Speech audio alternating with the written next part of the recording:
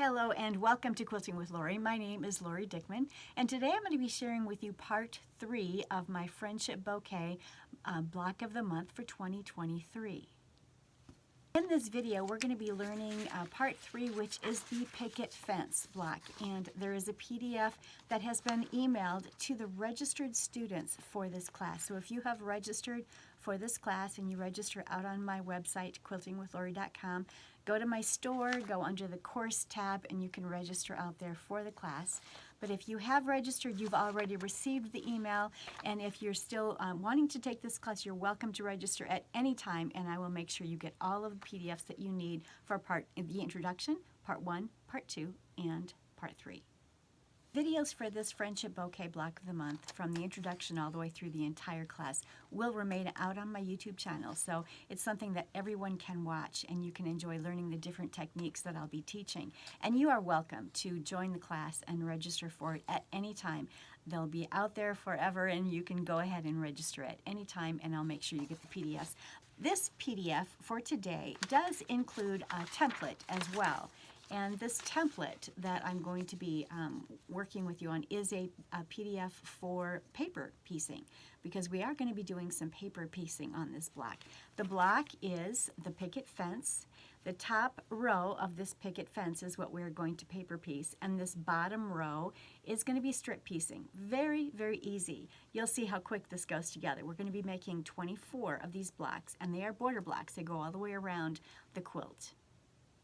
Let's take a look at what's on my tabletop here, and I'll show you some of the things I'm working with. First of all, I do recommend that you put all of your patterns and things in a notebook, in some plastic sleeves, so that everything that you need will be intact and always available for you. You can find everything you need, the templates, the instructions, etc. will be in the notebook. That's where I keep mine. You're going to receive, as a registered student, the 3 pages of instructions as well as the PDF for the paper piecing. So those are the 3 items you're going to need. You will want to photocopy or print this PDF, and when you print it from your computer, make sure you print it at 100%. Many printers will default to fit to page, and if this defaults to fit to page, then this will be too small and they will not fit the top of your unit. So make sure that it's printed at 100% or copied at 100%. You need a total of 24 of these. So I printed 4 of them on a page. So you just need 6 pages copied or printed, and you'll have what you need. I am going to just cut mine apart in between so that I'm only working with little segments here. As I'm paper piecing, it's just much easier. I'm going to keep this pattern intact. This main pattern here will not be cut up. I always make sure I keep one of my patterns intact with the instruction, but I'll make 6 photocopies of this, and those copies I will then cut up, but I'll make sure they're copied at 100%. So this is the little block we're going to be making. I am making mine in a light and a green. You can substitute any colors at all that you want for this.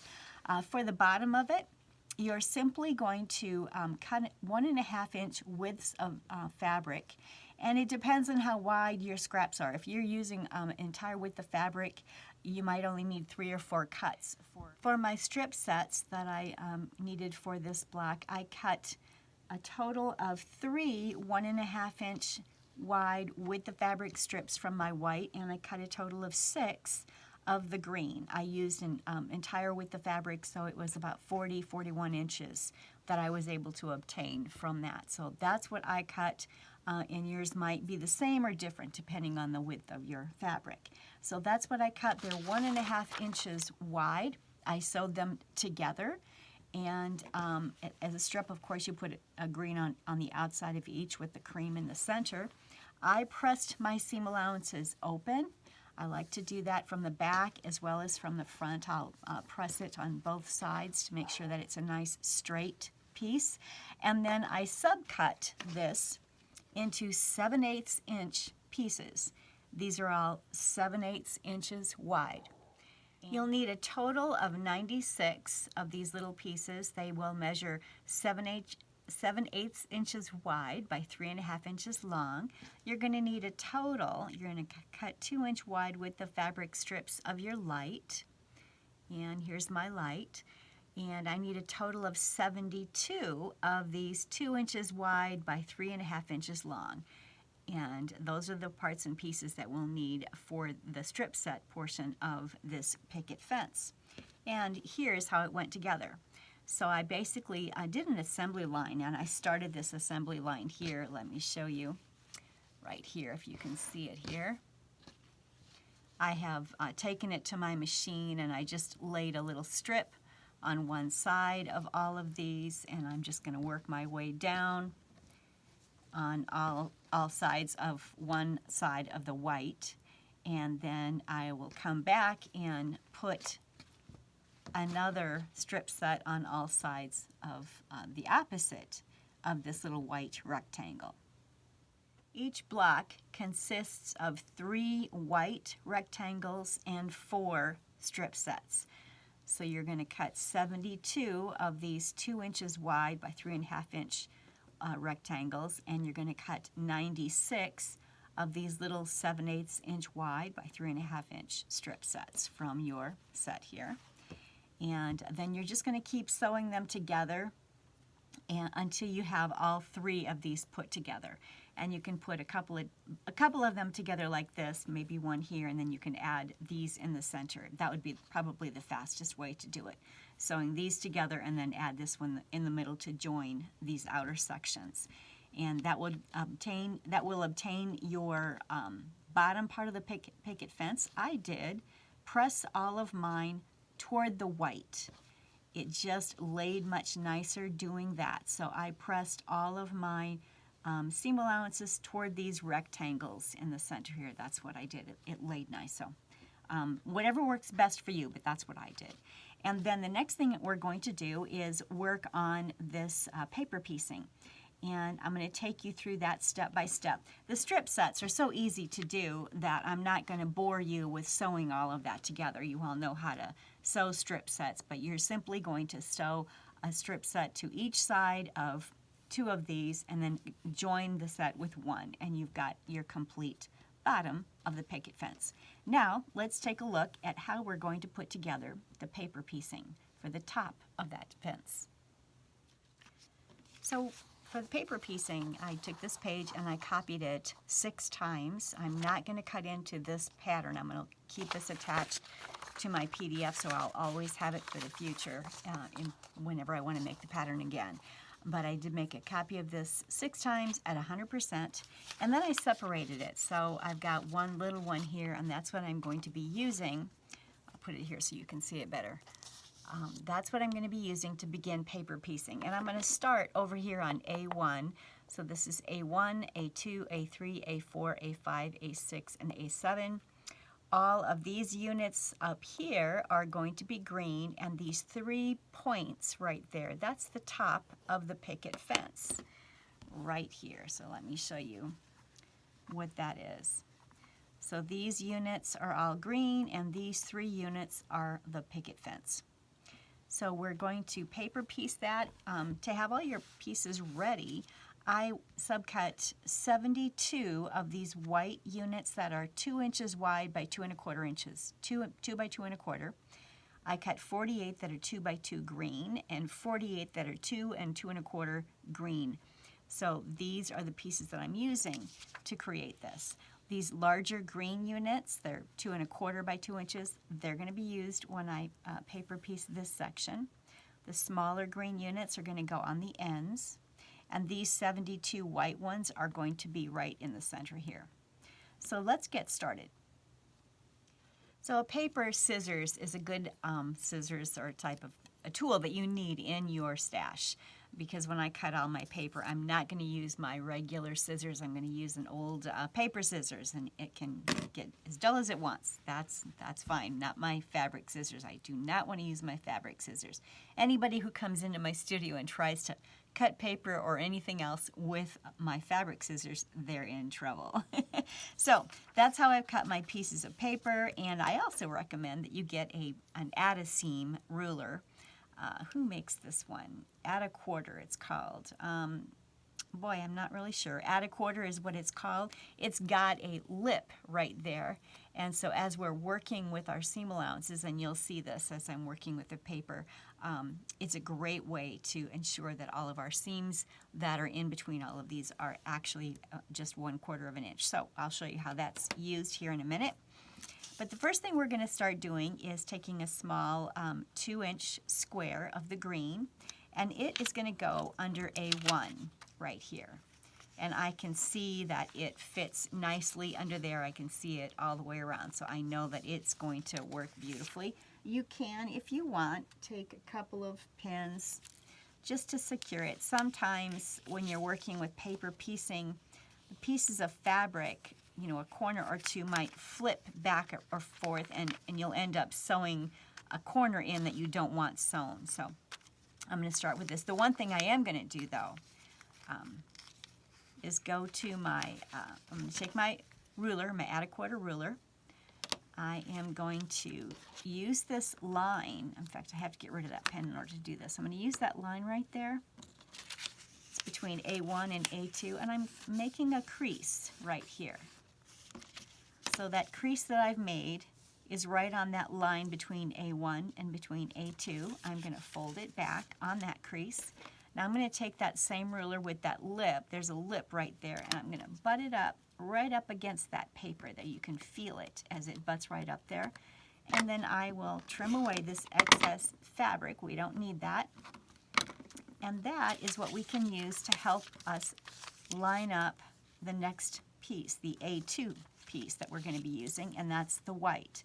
So now I'm going to grab a white, and I want to make sure that all parts of that white are going to line up beautifully from on the other side. So and we're going to have to attach this at a diagonal, so we do need to be really careful. I think what I did was I attached these so the 2-inch mark, or the 2-inch seam, lined up with that diagonal seam. I'm just going to pin that right there like that and pretend we've sewn it. Let's look back here and see.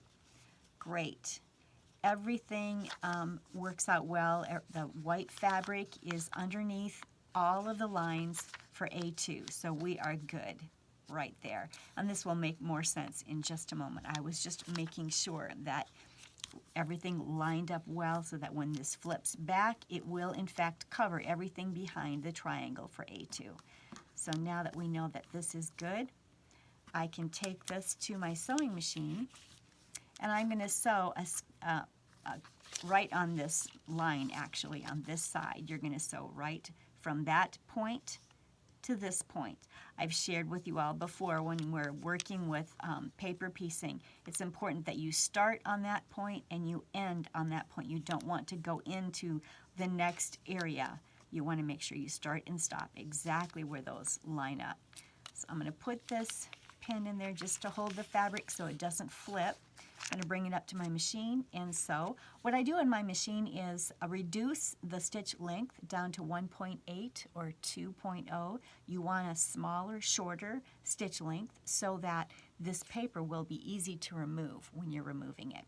So let me stitch that. I'll be right back. I finished stitching. I'm trying to get this as close as I can to you. I've stitched from that line there to this line here. And when I flip it over, there you go. There it is.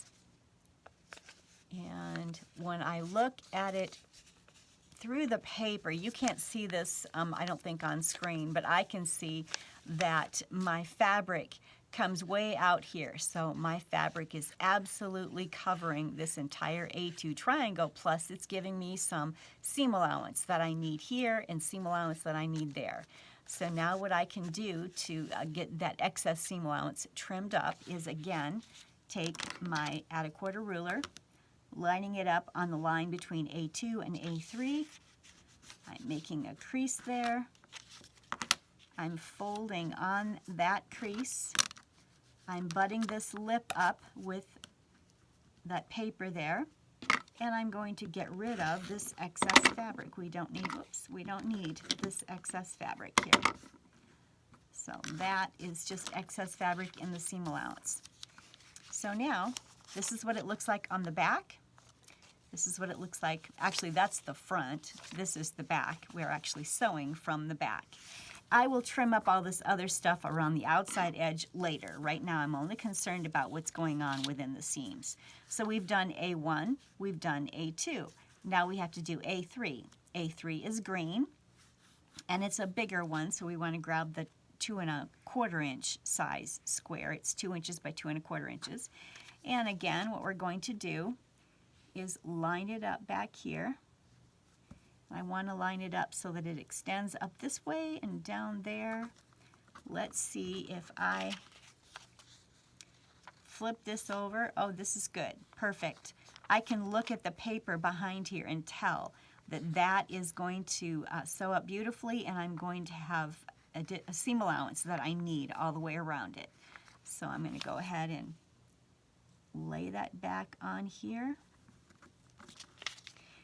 And this is where you might want to grab a pin and just pin things until you get to the sewing machine, only because the paper or the fabric can sometimes move between the table and the sewing machine. And then you're sewing corners in where you don't want corners, etc. So you can go ahead and just put the pins in there so that everything stays where it should. And then I will stitch from this line to this line. So I'm working now between A2 and A3. I'm sewing from here to here with a 1.8 stitch length, and I'll bring this back to the tabletop. All right, I've just sewn on the line between A2 and A3 from here to there. This is what it looks like back here. When I flip it open, I can look through and I can see the paper lines on the other side, and everything looks good. I have completely covered this, and there's seam allowance here, so I'm good to go. Now I'm going to again take my add-a-quarter ruler. I'm going to place it between A3 and A4. Bring this paper up, cause there to be a crease right there. Fold on that crease that I just created. Put the butt up, that little lip right against the paper, and get rid of this excess fabric. And there's a 1/4 inch seam allowance. And I will eventually get rid of this excess fabric that extends off here. I'm not worried about that right now. Right now I'm concerned about what's going on the inside. So here's what it looks like on the back, or on the front actually, and this is the back. And these are the extras that we'll get rid of. So now we're going to be working on A4, which is a white. It's the top of the picket fence. So again, I'll grab one of these, and we are going to place it on there, right sides together, just like that. I think everything should work out well. And what I can do is turn it on that seam allowance just to double check, flip it over and see where everything lands. And oh, everything is good. We've got plenty of fabric all the way around, so that entire A4 will be covered with white fabric. And I'm calling it white. It isn't white, it's cream, but you'll know what I'm referring to. So now that that is there, I can either just take it to the machine just like this, or if I'm concerned about it flipping away on me, I can just put a pin in there until I get to the machine and then remove that. Again, I'm going to sew from this point to that point. I'll be right back.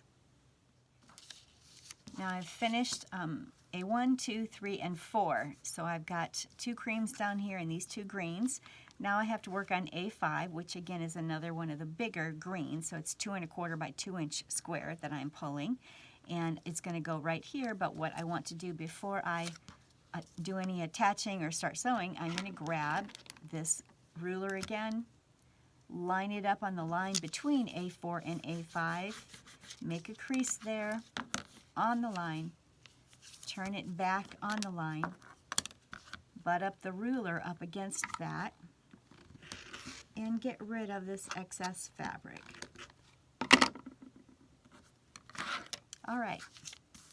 So now it's ready. Now I'm going to flip it over, and I'm going to take this green, right sides together, line it up on there. And you can always, before you sew, in fact, I would recommend until you get really familiar with this pattern, just play with it. I am pretending that I've sewn it on the line there. I'm going to flip it over and ensure that everything is covered there, and it is. It all looks great. So I'm going to go back over here, lay it just where I had it, make sure it's still in the screen there for you. And I'm going to pin it real quickly over here, make sure nothing has moved. I'm going to take it to the machine. I'm going to stitch from there to there, from that line to that line, and I'm going to stop exactly on those lines. And I'm going to stitch it with a 1.8 inch seam allowance. I'll remove that pin once I start sewing. I'll be right back. I sewed from this line here to there. And you can see on the back what it looks like. I had sewed from there to there. And we can flip it over and press it. There we go. We've got 2 points. It's actually upside down there. Now the points are the right direction for you. And now what I'm going to do is do a crease on this line between A5 and A6. So again, take my ruler, line it up on that line, create a crease there, fold on that line, use that ruler to get rid of the excess fabric in the seam allowance. We don't need all of that. There we go. That's what it looks like on the back. Flip that back. So now we are ready to add another white. So here is a white. We'll flip it over. Right sides together. We're going to place it even with that side. And I'm going to put a pin in here so that it doesn't go anywhere as I'm going to go stitch. And I'm going to head back to the machine and sew again from there to there. I'll be right back. I've sewn from here to here. You can see that on the back. Flip it over, press it, and that is ready to go. Now I'm going to trim away the excess fabric under there, so I'm going to again crease between the A6 and the A7, or on the line between A6 and A7, and then fold on that line, and then trim away excess fabric here. Oops. All right, so that is trimmed away. Now my last piece is going to be a small green piece that I'm going to put under A7. So here you'll see a 1, 2, 3, 4, 5, 6, and here is A7. And again, you can put a pin there so it doesn't move. I'm going to go back to the machine and sew from here to here. I'll bring it right back. All right, there's the piece between A6 and A7. I've sewn it, as you can see there. Flip it, finger press it. Now I'm going to come back over here, and at this point is when I can go around and trim up all of this. I want to trim it on that dotted line which goes all the way around this entire rectangle. That dotted line is our 1/4 inch seam allowance. We need this 1/4 inch seam allowance all the way around this piece. So what I'm going to do, I'm going to crease, and I'll again use my ruler here, crease on that solid line, trim away. So now it matches up with the dotted line. I come this direction. I am going to crease on the solid line, fold it back, make sure it's on the solid line, and then I'm going to butt up my ruler and get rid of all of this excess. I've got to move it down here a little bit. My ruler's not quite long enough. Here's the rest of it. All right, so that all is my seam allowance for the underside. Flip it around, butt it up against there, crease it, press it on that crease. There's that one. And now we're going to do the same over here. Taking that paper, I'm butting it up and creasing on that solid line. And I am going to fold it on the solid line. I'm going to butt this up against the paper, and I'm getting rid of all of the extra fabric. Whoops. All right. Oops, that one flipped over. Remember I talked about how these can flip over, and it had flipped underneath, so it didn't get trimmed up. So let me make sure it also gets trimmed up. There we go. All right. So here we have our picket fence top. And I think I accidentally cut a little bit off there. That should go in my seam allowance though, so I'm not going to worry too much about that. I think that happened when the thing flipped as I was trimming away the outside edge. But this is the top of our picket fence, and it can be sewn to, let me see, what did I do with the other one? Here it is. It's going to be sewn with this. I'll have to remove all of the paper. And if you have a smaller stitch that you're using when you're sewing and when you're paper piecing, it comes off so much easier. So definitely shorten your stitch length so that these will come off easier. There we go. And now what I can do is attach it to the top of this. And what you want to do is when you're stitching it on there, just make sure, go underneath and make sure that your little pickets are lining up the way you want them to line up, so that they'll actually lay beautifully above each of the white posts. So just verify that as you're pinning them on there, and then go ahead and stitch. You might want to just baste it on first. Make sure that everything is basted on there and that your little posts and your pickets line up well. Once they do, then you can stitch it and then press it open, as I've done here. I pressed my picket or my seam allowance toward the pickets I see here.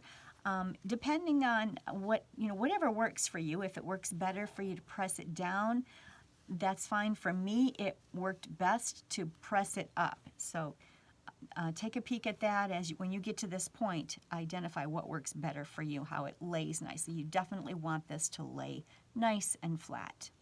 So I'm going to go ahead and sew this together. You need to make 24 of these blocks, and then next week, let's take a peek at what we're going to be doing in 2 weeks.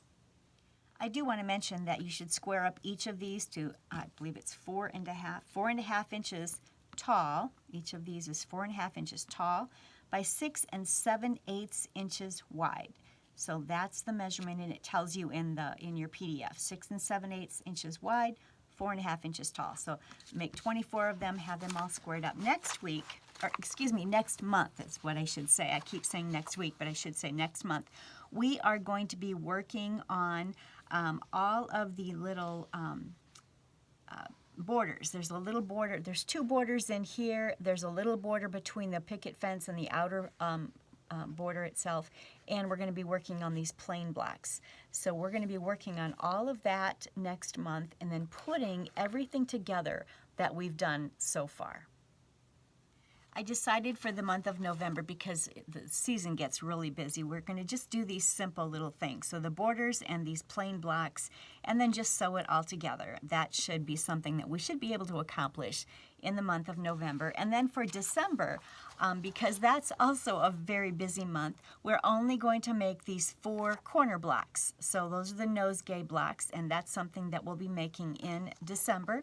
And there's just 4 of those, so that's simple. And then in January, we'll be finishing out the outside border as well. So we're getting close, where our beautiful medallion quilts are coming along nicely. So I can't wait to see your blocks. I can't wait to see your quilts. And don't forget to post things out on my Facebook page, Quilting with Lori, and then go to my Scrap Up Your Stash. And if you haven't registered on that, please do that and put out all kinds of photos of quilts, the blocks that you're working on, fabric that you have, anything quilting. We love to watch that. It's always so inspirational for quilters to be able to see different photos that other quilters are working on. Thank you so much for joining me today, and I hope that you've enjoyed your time learning how to make the picket fence with the paper piecing as well as the strip piecing. It's really a simple block to do. It might look like it is more difficult, but it really isn't. It's quite easy, and it goes together well. When I do my paper piecing, I also do chain stitching, where I'm doing all different sections all together at the same time, just to help speed it along. So I hope that you'll do that as well. And I can't wait to see you next time. If you like the content that I provide for you, please don't forget to like and subscribe. Share these videos with your friends, with your quilt guilds, and with friends and family. We really do appreciate that. And that does help my channel to grow. It helps it to get out to other quilters just like yourself. So until next time, have a great day and happy quilting.